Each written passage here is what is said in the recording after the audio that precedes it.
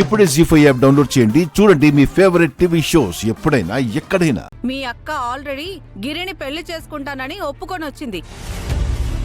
రేపే ముహూర్తాలట, వినలేదా? అక్క, నువ్వేం మాట్లాడవేంటి? అవును, నువ్వు విన్నది నిజమే.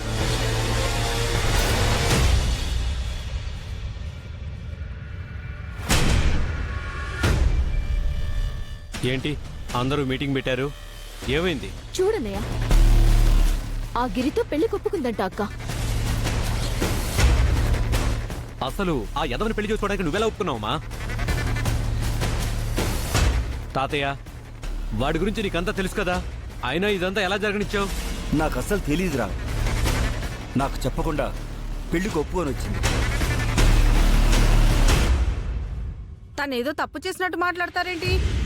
వాళ్ళ నాన్న మాటకు కట్టుబడి గొప్ప పని చేసింది. మీ అందరి ఉద్దేశంలో గిరి మంచోడు కాదు, అంతే కదా?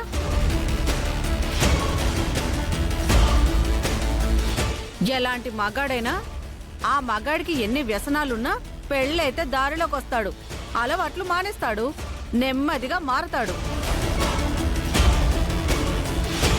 అయినా మన త్రిపుర గిరిని మారుస్తుంది. అయినా గిరికి ఎంత ఆస్తుందో తెలుసుగా? అత్తయ్య, గిరికి ఒకవేళ మన ఊరోసి నచ్చితే మీరు ఆలోచించకుండా గిరికిచ్చి పెళ్లి చేసేవారా? చిచి, వాడికంటే గొప్పింటి సంబంధాన్ని చూసి చేస్తాను. ఇదోటి నా కత్తలా తయారైంది. ఏంటి పిన్ని, నోరు పడిపోయింది? వదినడిగిన దానికి సమాధానం చెప్పవేంటి? ఏంటి అది అడిగేది? నేను చెప్పేది, బావగారు మాటిచ్చారని గిరి త్రిపురని ఇష్టపడ్డాడు. అది తెలిసి మీ మేనత్త పెళ్లి చేసుకోమంది. ఇది ఒప్పుకోకపోతే గిరికి పెళ్లి కాదా? అమ్మాయిలు దొరకరా? అక్క, నువ్వు నాన్న మాట పట్టించుకోవద్దు. నిన్ను వాళ్ళు ఎలా పెళ్లి కొప్పించారో, ఏం చేసి ఒప్పించారో నాకు తెలీదు. వెంటనే వెళ్ళి వాళ్ళతో పెళ్లి లేదు ఏమీ లేదని చెప్పుదాం. పద, రాక రాక రాక వెళ్దాం. నిర్ణయం అయిపోయింది.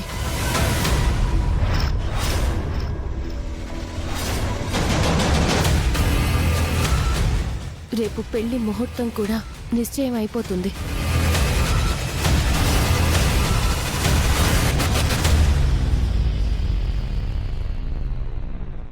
ఎవరికి ఇష్టం ఉన్నా లేకున్నా ఈ పెళ్లి జరుగుతుంది.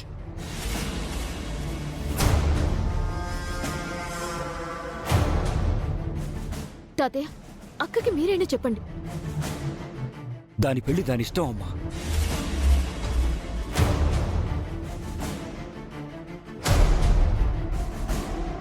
సరే అక్క,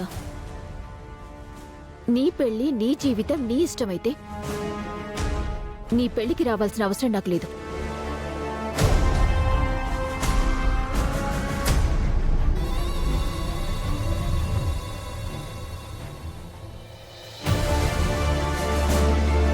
జీ5 యాప్ డౌన్లోడ్ చేసి అన్ని ఎపిసోడ్స్ పూర్తి ఉచితంగా చూడండి.